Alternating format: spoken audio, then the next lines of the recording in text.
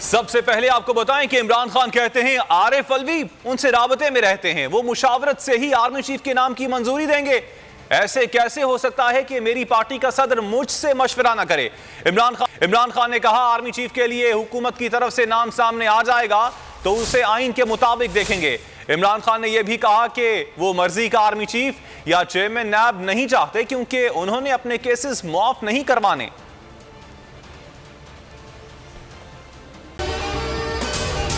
अगर आपको ये वीडियो पसंद आई तो हमारे चैनल को सब्सक्राइब करें और बेल आइकन पर क्लिक करें।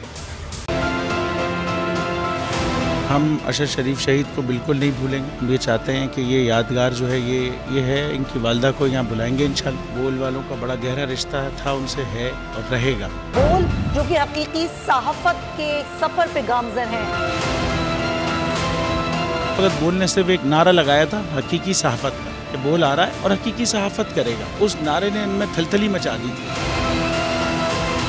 आप खान साहब को देखें, तन्हा दिखाई देने सारी जमातें मिलकर उनके खिलाफ हैं। एग्जैक्टली इसी तरीके से बोल की कहानी है। बोल को है जरूरत आवाम की दुआओं की।